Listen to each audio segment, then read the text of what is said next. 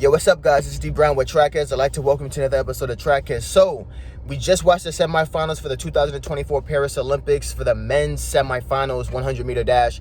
And what I can say, man, it's such a explosive semifinal. It's much better than the first rounds that we saw yesterday.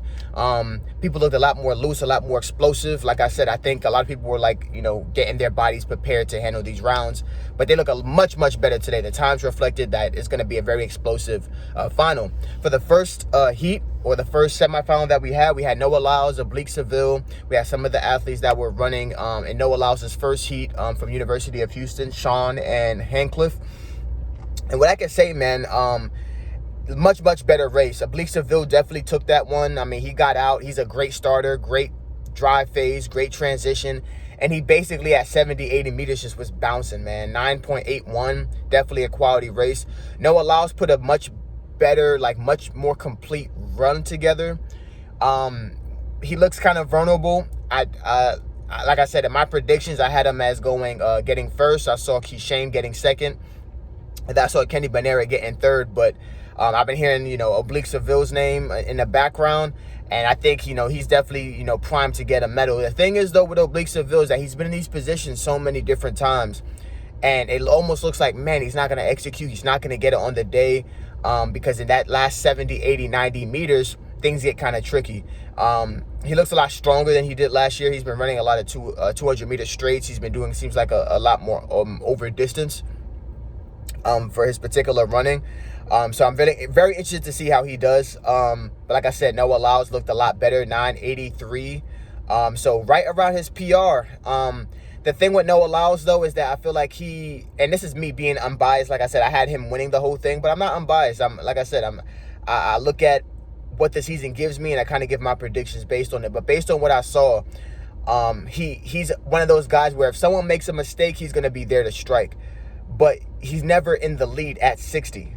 So really, it depends on if people get tight, if people start to fall over, if people start to overlean.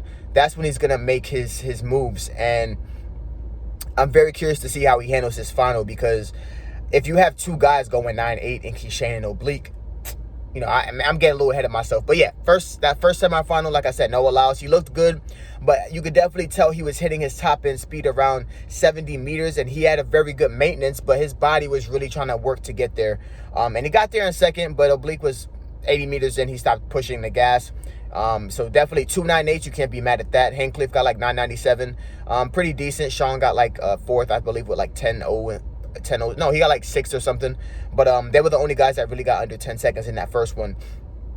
Second one was pretty cool. You had the likes of Kenny Benerick. You had Akani Sabine. Akani Sabine looked the best. I thought Kenny Benerick was going to put his nose in there a little bit more, be more aggressive in his transition. But man, oh man. Akani has always been someone from South Africa, has always been someone that's been in the nose of it. He knows how to race. He knows how to run, the quiet assassin. It seems like this year, very similar to Omanyala, he's putting together a much better race pattern and model.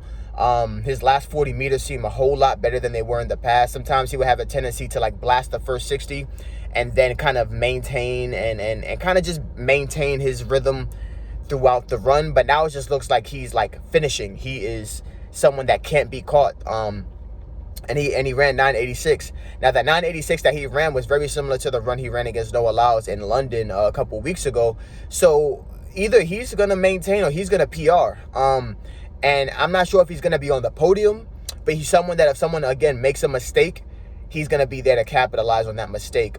Kenny Benerick's race, it looked like he had a good start, but he didn't press that transition the way that he should have to put himself in a good position to be able to finish, in my personal opinion, from what I saw. So he was a notable person I had to get bronze. But from what I can see right now, man, I mean, I think he made the final because that third heat didn't go fast enough in terms of the two timed finishers. So I think all the time finishers came from that second heat, which was surprising. You had a bunch of guys going 9.92, 9.93. I think even the guy from Italy, Olympic champion in 2021 who beat Fred Curley, I think even he qualified with a 9.92. So like I said, it was a very thick heat. You know, so yeah, those were the people that I saw. Akani, from South Africa. I'm these names. It's so many different names, guys. I'm trying to memorize. So the third heat that we had for the semifinals was the big heat. I mean, you had DeGrasse, Zarnell Hughes, you had Omanyala, you had Fred Curley, you had of course Keishane. You had so many different talented athletes in there, 9.8s, 9.7s. That were just in this heat, and the two fastest were the ones that were gonna make it. Sonny Brown was in there. You know, we had Keishane. He blasted off with his football looking self. I mean, so freaking explosive, man. He built up so much momentum. By the time he hit 70, he was just still punching, still putting his foot down. And he came through in 9.80, right? Very similar to his compatriot Oblique Seville. Then you have Fred Curley, who transitioned pretty well too. Looked explosive. He ran 9.8 as well. And very interesting about Fred Curley, he just looked like this was the heat of just big ass dudes, man. 6'4", 6'5". I mean, they were just killing it. You know, and they both had smiles on their faces because it was 9.8. 9.8 or faster was the time that got it. So it was really cool to see that. You know, I don't think any of the timed finishers, qualifiers came from that heat. You had DeGrasse come in late, Sonny Brown come in late, Zarnell Hughes, who hasn't really recovered from his injury from early in the season in Jamaica. You know, so it's unfortunate. Like I said, so much talent. But Lasile Tobogo was one that came through also in that semifinal. That he's a notable guy as well. But one thing I will say is that there were a lot of you know, Zarnell Hughes, again, hopefully he's not hurt, and he's okay. But this is going to be a very interesting heat. This is going to be the battle of who can stay the most composed, who can stay the most relaxed, who can have the best transition as they run these particular race models. Noah Lyles, man, it's going to take a 9.7 race to get this. It's going to take a 9.7 race to get this. I don't see this race being won in a 9.85. I see a 9.77. I don't see a 9.6 though. I see a 9.7.